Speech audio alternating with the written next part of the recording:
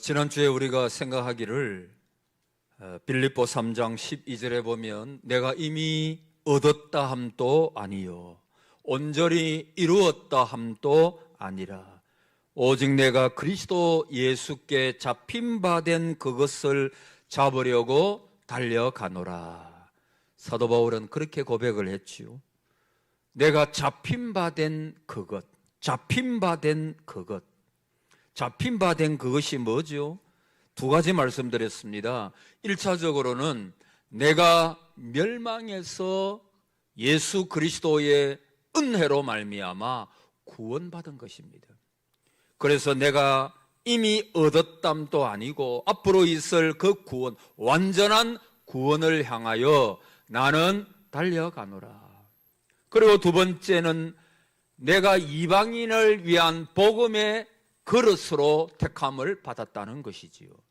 그래서 내가 이방을 다니면서 이 복음을 전하는 것, 이게 나에게 주어진 일생의 사명이기 때문에 나는 이 복음 전하기 위하여 나는 달려가노라. 그렇게 고백하고 있는 것입니다. 그러면서 제가 사도 바울의 존재의식, 저와 여러분의 존재의식이 뭐가 되어야 하느냐? 따라합시다. 잡힌 바 된 존재. 누구에게 잡혔습니까? 하나님께 잡혔어요. 사도 바울은 그리스도에게 잡혔습니다. 그래서 나는 그리스도의 포로입니다. 나는 그리스도의 행복한 노예입니다. 물고기가 물에 있어야 행복하듯이 그리스도인은 그리스도를 떠나서는 그야말로 비참하고 불행한 것입니다. 그래서 내가 그 그리스도께 잡힌 바 된 존재이기 때문에 나는 그리스도를 벗어날 수가 없다는 것입니다. 그의 삶의 목적이 바뀌었다 그렇죠. 여러분, 내가 누구냐고 묻지 말라 그랬습니다. 나는 그리스도께 속한 사람. 여러분이 누구입니까? 그리스도에게 속한 분들, 하나님의 자녀들. 하나님께서 그 능하신 손으로 저와 여러분을 잡고 계시기 때문에 멸망받을 수 없고 우리는 천국의 기업을 받은 자임을 우리는 믿는다 그랬죠. 그리고 잡힌 바 된 그것, 잡힌 바 된 존재는 내 지식과 가치관이 바뀐 사람이라 그랬어요. 여러분, 세상의 모든 것들을 바울은 분토처럼 여긴다. 배설물처럼 여기노라. 왜 그렇습니까? 그리스도를 아는 지식이 가장 고상함을 인합니다. 여러분, 예수님을 아는 것이 복이에요.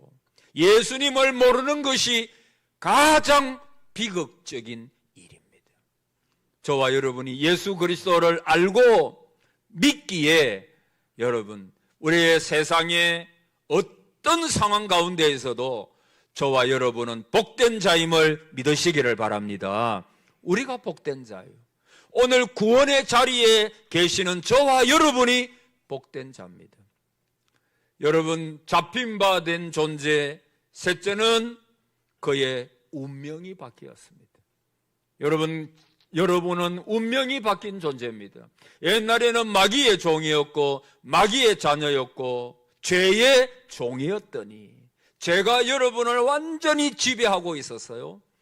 그런데 그리스도로 말미암아 우리에게 믿음을 주시고 그리스도의 십자가의 공로로 말미암아 우리는 하나님의 자녀가 되었고 영원한 기업을 선물로 받는 운명이 바뀐 존재입니다. 운명이 바뀐 존재. 그래서 표대를 향하여 달려가노라. 여러분, 우리는 그리스도에게 잡힌 바 된 존재입니다. 그리스도를 떠나 살 수 없는 존재입니다. 그러므로 그리스도에게로 달려가는 것입니다. 그 표대를 향하여 달려가는 것입니다. 위에서 부르신 부름의 상을 향하여 우리는 날마다 달려가는 것입니다. 그것이 저와 여러분의 운명이요 삶의 목적이다. 지난주에 말씀드렸습니다. 이어서 오늘 본문 11절 말씀해 보니까 이렇게 바울은 말씀하고 있습니다. 형제들아, 너희는 함께 나를 본받으라. 그리고 너희가 우리를 본받은 것처럼 그와 같이 행하는 자들을 눈여겨보라. 그렇게 말씀하고 있어요. 너희는 함께 나를 본받으라. 따라합시다. 나를 본받으라. 바울은 자신 있게 말하고 있습니다. 바울은 어떤 분인데 나를 본받으라 그렇게 말할까요? 사람들 중에는 바울이 지나치게 자기를 내세웠다 주장하는 사람도 있습니다. 그러나 그의 삶을 보면 바울은 천박히 자기를 과시하는 교만한 자가 아니에요. 바울은 자신을 고백하기를 나는 죄인 중에 괴수라 그랬잖아요. 나는 만삭되지 못하여 난 자와 같다 그랬습니다. 그래서 나는 미완성의 존재이므로 오늘 또 푯대를 향하여 달려간다고 그렇게 고백하고 있지요. 그래서 본문은 바울이 자기 교만을 나타내는 것이 아니라 진정한 마음으로 아버지가 자식에게 해주는 말처럼 빌립보 사랑하는 성도들에게 나를 본받으라. 여러분, 이 말이 무슨 말입니까? 바울은 평생 다메섹에서 그리스도를 만나고 난 다음에 그리스도를 향하여 달려갔습니다. 그의 모든 말과 그의 모든 성품과 그의 모든 삶의 표대가 뭐냐? 그리스도의 장성한 분량에 이르기까지 나는 그리스도를 향하여 달려가노라. 그것이 사도 바울의 고백이지요. 그래서 사도 바울이 나를 본받으라 라고 말씀하는 것은 그리스도를 본받으라 라고 하는 말과 같은 말입니다. 내가 그리스도를 본받기 위하여 그렇게 애쓰고 힘을 쓰고 이 땅 위에서 변화된 그리스도인답게 그렇게 작은 예수로 살려고 노력하고 애쓰는 것처럼 너희들도 이 땅 위에서 함부로 살지 말고 너희의 이 성전인 몸을 함부로 죄의 정욕을 위하여 세상을 위하여 그렇게 살지 말고 내가 그리스도를 본받기 위하여 눈물 흘리면서 애쓰고 복음을 위하여 애쓰는 것처럼 너희들도 그리스도를 본받기 위한 나의 열심을 본받으라. 그리스도를 본받으라. 여러분, 바울은 지금 로마 정부의 고관 대작도 아니었습니다. 그는 로마 대학의 교수도 아니었습니다. 그는 많은 돈을 가지고 많은 사람들에게 영향을 미치는 재력가도 아니었습니다. 그는 지금 미결수 신분으로 풀려날지 사형당할지 모르는 이름 없는 무명의 죄수에 불과합니다. 그럼에도 불구하고 바울은 오늘 저와 여러분들에게 빌립보 성도들에게 말하고 있습니다. 너는 나를 본받으라. 저는 이 설교를 준비하면서 저에게도 사랑하는 우리 동상의 많은 성도들도 그렇게 고백했으면 좋겠노라 그런 생각을 해보았습니다. 나를 본받는 자가 되라. 나를 한번 따라해 보세요. 나를 본받는 자가 되라. 그렇게 말했으면 좋겠어요. 여러분의 삶의 목적, 여러분의 모든 가치관, 여러분이 주를 위하여 희생하고 애쓰고 교회를 세우기 위하여 힘쓰는 그 모든 삶을 후배들이여 나를 본받는 자가 되라. 여러분, 얼마나 귀한 말입니까? 여러분 누구나 그리스도를 만나기 전에는 여러분을 봅니다. 여러분이 사회에서, 시장에서, 여러분의 직장에서, 가정에서, 이웃에게, 학생들에게 여러분 자신을 보면서 예수님이 누구신가를 그들은 보게 됩니다. 왜냐하면 그들은 영적으로 가리워져 있기 때문에 예수님에 대하여 볼 수가 없어요. 예수님에 대하여 무지합니다. 그래서 여러분을 보면서 저 사람이 믿는 예수가 이런 분이겠구나, 그것을 느끼게 된다는 거지요. 그래서 여러분 여러분의 삶의 현장에서 작은 예수로 살아가십시오. 여러분의 삶을 통하여 예수 그리스도를 보여주는 사람이 되십시오. 그래서 17절 하반절에 보니까 그와 같이 행하는 자들을 눈여겨보라. 그리스도를 닮아가고자 하는 그 사람들을 너희들은 눈여겨보라. 여러분, 기독교 3대 고전으로 불리는 토마스 아켄피스의 그리스도를 본받아라고 하는 유명한 책이 있습니다. 이게 기독교 3대 고전 중에 하나입니다. 여러분, 3대 고전쯤 되면 여러분이 한번 읽으시면 좋아요. 자, 근데 이 그리스도를 본받아, 이 책의 영문 제목이 뭐냐 하면 The Imitation of Christ입니다. The Imitation of Christ. 이게 뭐죠? 그리스도를 흉내내기. 한번 따라해 보세요. 그리스도를 흉내내기. 예, 그리스도를 본받아. 이 말이 무슨 말이냐? 그리스도를 흉내내기. 여러분, 신앙은 어디서부터 시작되는 줄 아세요? 그리스도를 흉내내는 것부터 시작합니다. 아니, 그리스도를 흉내내고 따라함이 신앙의 출발이고 신앙의 과정이고 신앙의 결과입니다. 그냥 근성으로 그리스도를 따라하는 게 아닙니다. 그리스도를 흉내내는 게 아닙니다. 내 마음이 내가 그리스도를 닮아야 되겠다. 저도 옛날에 전도사, 강도사, 젊은 부목사 시절에 제가 좋아했던 존경하는 목사님들이 있지 않았겠어요? 그 목사님을 흉내내는 거예요.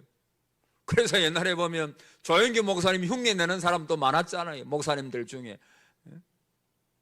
자기가 존경하고 사랑했던, 닮고 싶은 목사님을 그 설교 스타일이라든지 아니면 모든 그분의 목회 스타일을 흉내내는 분들도 있었어요. 그래서 제가 좋아했던 분들, 그분들이 어떻게 설교 준비하고 어떻게 설교하고 어떻게 목회하고 그걸 듣고 흉내내는 거예요. 따라하는 거예요. 여러분, 이거 중요합니다. 아주 중요합니다. 그렇게 하다 보면 나도 모르는 사이에 그분의 것을 나의 것으로 삼고 그렇게 따라가는 거예요. 여러분, 사도 바울은 그리스도를 본받아 그리스도를 흉내내기 시작했어요. 그분이 말씀하시는 것처럼 말하고 그분의 생각하는 것처럼, 예수라면 어떻게 하실 것인가, 예수님이라면 어떻게 생각할까, 따라가는 거예요. 여러분, 두 번째, 우리의 신앙의 성장을 위해서 첫째는 그리스도를 본받아 그리스도를 흉내내고 그리스도를 따라가는 것입니다. 또 한 가지 그리스도를 닮는 방법이 뭐냐 하면 그리스도인의 정기를 잃는 것입니다. 여러분, 우리나라에도 유명한 신앙의 선배들의 정기가 있고 온 세계적으로도 보면 정말 신실한 그리스도인으로 살았던 분들의 정기가 있어요. 그래서 그 정기를 가까이 하는 것입니다. 그 정기를 읽다 보면, 아, 이분은 이때 이렇게 시험을 이겼구나. 이 어려운 가운데서도 의외로 우리의 신앙의 인물들 가운데서는 정말 어려운 삶을 살았던 분들이 많아요. 우리의 어려움이 물론 개인으로 보면 다 어렵지요. 그러나 우리보다도 훨씬 더 인생을 어렵고 힘들게 살았던 분들이 너무나 많아요. 그분들이 어떻게 살았는가? 그분들이 어떻게 결정했는가? 그분들이 어떻게 말하면서 살아갔는가? 정기를 읽는 거예요. 정기를. 그 정기를 읽으면서 내가 그분을 닮아보려고 애쓰는 거예요. 그러는 가운데 그리스도의 장성한 분량까지 가는 거예요. 여러분, 그와 같이 행하는 자들을 눈여겨보라. 그와 같이 뭡니까? 하나님을 위하여 살고자 했던 사람들이 모든 그 삶들을 눈여겨보고, 왜 눈여겨보라는 것이죠? 너희도 또 그렇게 살아야 된다. 그래야 그것이 존귀하고 복된 삶이다. 그래서 우리 교회에 그런 분이 많기를 축복합니다. 정말 믿음으로 사는 사람, 여러분, 부모님 여러분, 그런 부모님이 되어 주십시오. 자녀들이 생각할 때, 여러분이 나중에 연세 많으시고 천국 가고 나서 저도 마찬가지예요. 우리의 자녀들이 부모를 생각할 때 어렵고 힘들었지만 그리스도를 본받기 위하여 그래도 기도하던 우리 부모님, 기도하면서 주님을 위하여 살고자 몸부림쳤던 우리 부모님이라고 추억할 수 있도록 교회는 그런 분들이 많아야 돼요. 우리가 닮고 싶은 분, 정말 기도의 용사, 인격이 고매한 분들, 그리스도로 옷 입고 살아갔던 사람들. 근데 여러분, 십자가의 원수로 행하던 사람들이 그때도 있었던 것 같아요. 18절에 내가 여러분 너희에게 말하였거니와 이제도 눈물을 흘리며 말하노니 여러 사람들이 그리스도 십자가의 원수로 행하느니라. 19절에 그들의 마침은 멸망이요 그들의 신은 배요 그 영광은 그들의 부끄러움에 있고 땅의 일을 생각하는 자라. 여러분, 그때도 그리스도의 원수로 행하는 자들이 있었습니다. 십자가의 능력을 부인하는 자들이 있었습니다. 율법주의자들, 믿음으로 구원받는다, 이것을 바꾸어 가지고 할례받고 율법을 지키고 뭐 그렇게 해야 된다고 하는, 복음을 아주 혼탁화시켜버리는 그러한 잘못된 이단들. 여러분, 우리도 그럴 수가 있어요. 베드로가 주는 그리스도시요 살아계신 하나님의 아들입니다, 그렇게 고백했지만 예수님께서 곧이어서 내가 예루살렘에 올라가야 된다, 예루살렘에 올라가 가지고 하나님께서 나에게 주신 모든 십자가의 잔을, 고난의 잔을 내가 마셔야 된다라고 했을 때 베드로가 그 예수님을 잡고 그리 마옵소서, 이 일이 예수님께 결코 일어나지 않을 것입니다. 그때 주님께서 하신 말씀이 사탄아 내 뒤로 물러가라. 너가 하나님의 일을 생각하지 아니하고 사람의 일을 생각하는도다. 주님께서 그렇게 말씀하셨어요.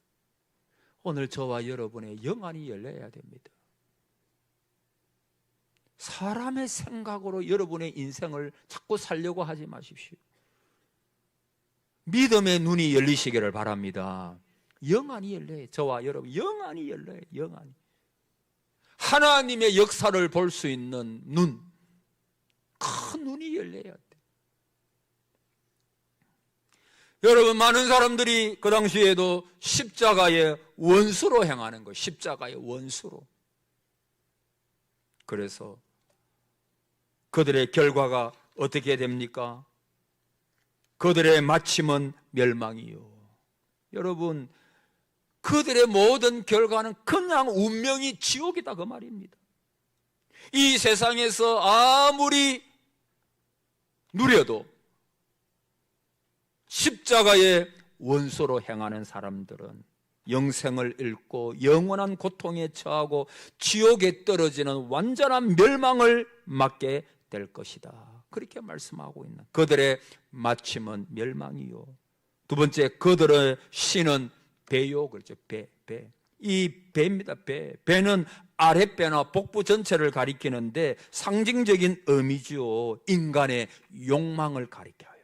쾌락과 욕망을 육체의 우상으로 섬기는 사람들, 그들의 신이 뭡니까? 하나님이 아니고 그들이 섬기는 신이 뭐냐 하면 육체의 욕망, 쾌락. 여러분, 지금 이 세상에 성적으로 얼마나, 동성애 또는 성적으로 연예계 보십시오. 아니면 연예계만 그럴까요? 완전히 모든 윤리가 땅에 떨어져 버렸어요. 상상도 못하는 일들이 막 일어나는 거예요. 그들의 신이 뭐라고요? 자기 배밖에 없어요. 육체적인 욕망, 쾌락, 즐거움, 그것만을 쫓아서 살아가는 어리석은 사람들. 세 번째, 그 영광은 그들의 부끄러움에 있고, 이 말이 무슨 말이냐 하면 부끄러워해야 할 일을 오히려 영광으로 생각하는 거예요. 아이, 저거는 진짜 부끄러운 일인데 그걸 영광으로 생각하고 떵떵하게 말하고, 자랑처럼 말하고. 여러분, 세상 사람들 중에 그런 사람이 있잖아요. 온갖 죄를 다 지으면서 그걸 무슨 자랑처럼 말하고 말이에요. 그거 얼마나 어리석은 거예요. 마지막 네 번째, 땅의 일을 생각하는 자라. 그러니까 여러분, 이런 사람들은 하늘나라의 시민권이 없어요. 그래서 그들의 모든 관심이 어디에 있느냐? 끊임없이 땅의 일에만 생각이 있는 거예요. 십자가의 원수는 천국에 대한 소망이 없어요. 그래서 무조건 이 땅 위에서 잘 돼야 돼. 이 땅 위에서 잘 되기 위해서 남을 밟고 일어서야 돼요. 소망 없는 이지요. 여러분, 저와 여러분이 지난 한 주간 살아오면서 얼마나 하늘을 생각하셨습니까? 하늘. 그래서 오늘 20절에 보니까 그러나 우리의 시민권은 하늘에 있는지라. 따라합시다. 우리의 시민권은 하늘에 있는지라. 거기로부터 구원하는 자 곧 주 예수 그리스도를 기다리노니. 여러분, 기다린다. 이게 기쁨이요. 이게 소망입니다. 오늘 대강절, 대림절, 강림절 똑같은 말이에요. 우리가 누구를 기다려요? 주님을 기다려요. 여러분, 주님 외에 소망이 있어요? 말해보십시오. 소망이 있는가? 이 어둡고 슬픈 세상에 빛으로 오신 절망에 빠진 인생들에게 진짜 소망을 주시리가 그리스도 외에 누가 있습니까? 말해보십시오. 어떤 종교가 부활을 말하며 어떤 사람이 저와 여러분을 구원할 수가 있겠어요? 여러분, 성경을 정말 진지하게 읽은 분이라면 예수 그리스도 외에는 소망이 없구나. 교회 외에는 이 땅 위에 소망이 없구나. 할렐루야. 예수 외에는 소망이 없어요.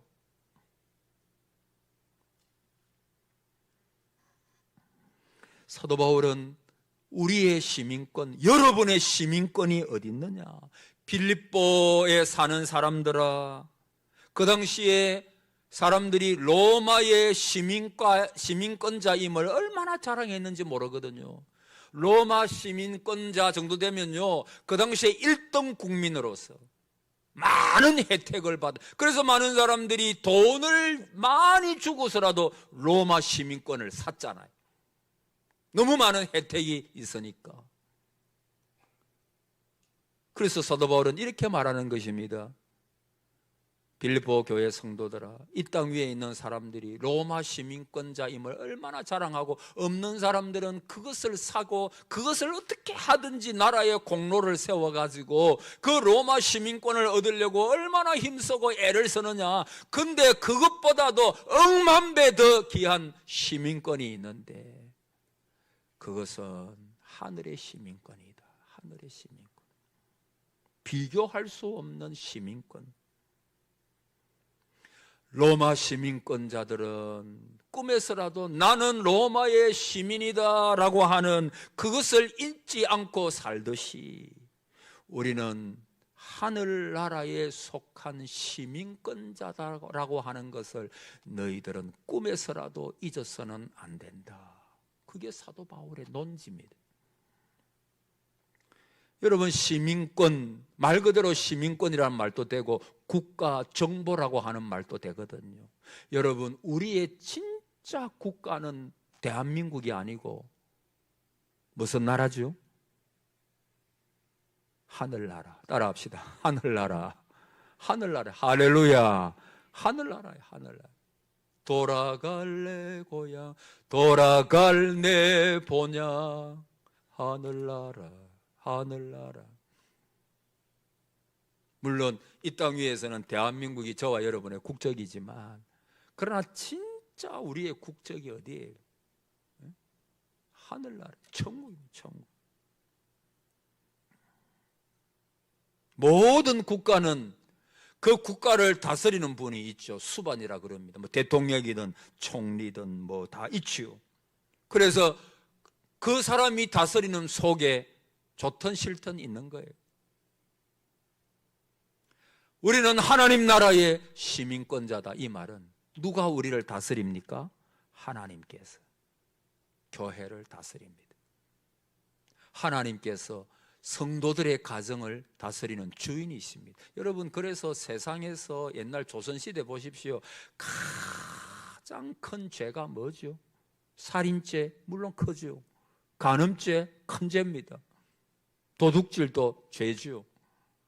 근데 삼족을 멸하는 죄가 있습니다. 그게 무슨 죄죠? 몰라요? 자, 따라해 보세요. 설교 듣고 있어요? 따라해 보세요. 영모죄. 아니, 따라해 봐요. 영모죄. 따라해 보세요. 영모죄. 영모죄가 뭐예요? 왕에 대하여 요새 말하면 쿠데타를 일으키는 거. 반역. 그러면 몇 족을 멸한다고요? 3족을 다 멸해버려. 뭐 본가 처가 또 뭡니까 하여튼 3족 그 다 멸해버리는 거. 왜? 가장 큰 죄가 뭐라고요? 영모하는 거. 왕에 대하여 반역하는 것입니다. 여러분, 내 인생은 나의 것입니다. 그 영모죄예요. 하나님 앞에서. 네? 여러분, 그리스도의 주재권을 인정하십니까? 나의 모든 것은 값으로 산 것이 되었으니 우리는 팔린 존재라 그랬잖아요. 누구에게 팔렸어요?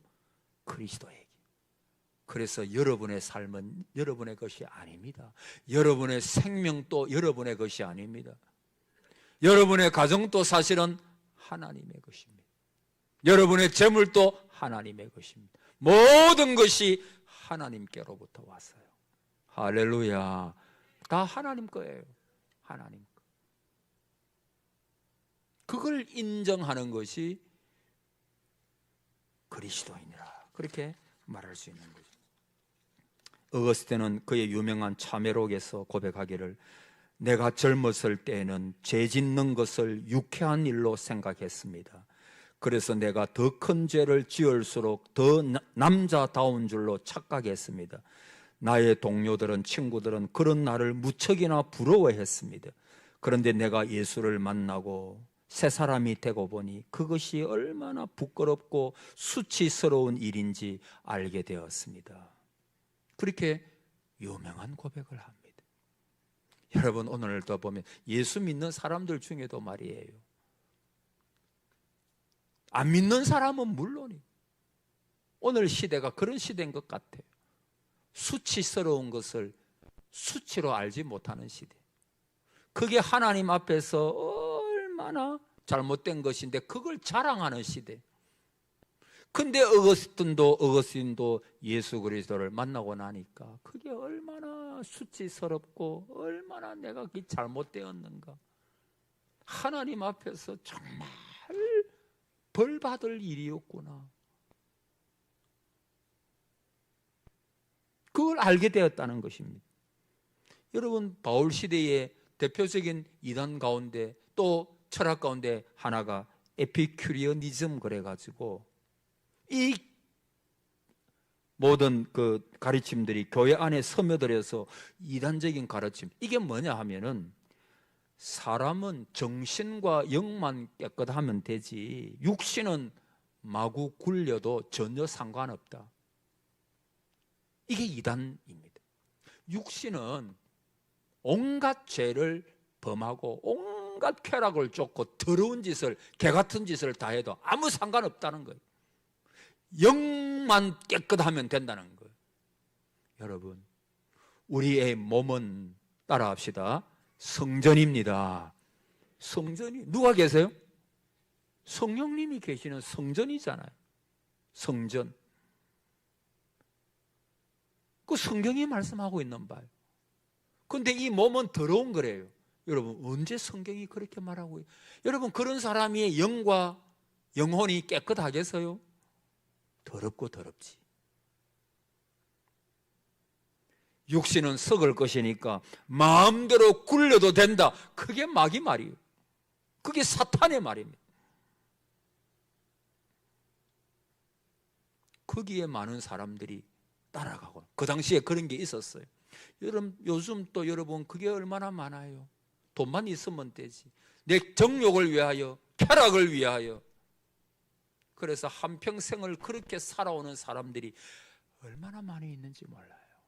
그 하나님 보실 때, 그래서 예수님을 늦게 만난 분 보면, 좀 연세가 드셨을 때 만난 분들 중에 대부분이 하시는 말씀이 뭐냐 하니까, 목사님, 내가 좀 진작 알았더라면, 내 주인이 그리스도신데, 하나님이신데, 내가 내 주인이 되어가지고 내가 마음껏 죄짓고 살았는 거 너무 후회가 됩니다. 그런 분들 너무 많이 만나봤어요.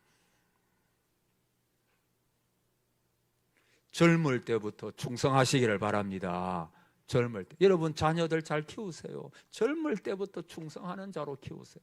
젊을 때부터 예수를 위하여 사는 자로, 다니엘처럼, 사드락 메사 아벳노고처럼 여러분 정말 그렇게 살아가는 젊은이들도 많이 있어요. 그런 사람으로 우리가 키워야죠. 그래야 우리의 미래가 있고 다음 세대에 미래가 있지 않아요? 여러분, 불신자들의 옛날 인거솔이라고 하는 사람, 결론적으로 인거솔이라고 하는 사람의 죽음, 볼테러 이런 사람들의 죽음은요, 비참했어요. 한마디로 비참했어요. 그런데 우리가 잘 아는, 매번 말씀드렸던 D.L. 무디라고 하는 분은, 그가 점점 힘을 잃어지고 임종이 가까웠을 때 딸이 기도하기를, 하나님, 우리 아버지 힘을 주시고 살려주세요, 그렇게 기도를 하니까 이 죽어가던 D.L. 무디 목사님이 하시는 말씀이, 사랑하는 딸아, 그렇게 기도하지 말아라. 내가 지금 하늘의 문이 열리고 있는 것을 보고 있단다. 내가 죽어 천국에 갔을 때는, 오늘 내가 지금 죽는다면 오늘이 나의 대관식의 날이란다. 그렇게 말을 하고는 하나님의 부르심을 받았어. 여러분, 믿는 자와 믿지 않는 자의 죽음이 같을 수가 없지요. 같을 수가 없지요. 믿는 분들의 임종하는 것은요, 하늘의 대관식이 열리는 날이래요. 하늘의 대관식.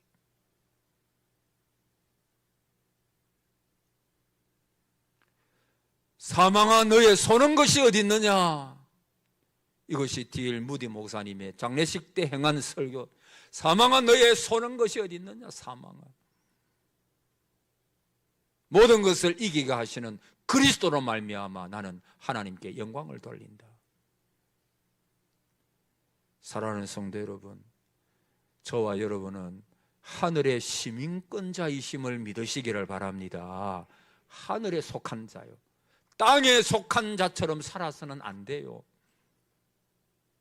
우리는 그리스도로 옷 입은 사람들이잖아요. 우리의 운명은 그분 손아귀에 있는 거예요. 우리는 표대를 향하여 달려가야 됩니다.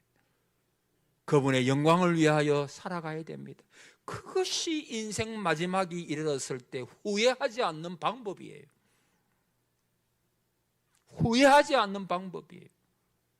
내 인생 정말 헬런 켈러의 말처럼 아름다웠다. 삼중고에 시달리던, 말하지 못하고 보지 못하고 듣지 못하던 그 헬런 켈러가 말년에, 당신의 인생은 어떠했습니까? 나의 인생은 정말로 그리스도 안에서 아름다웠습니다.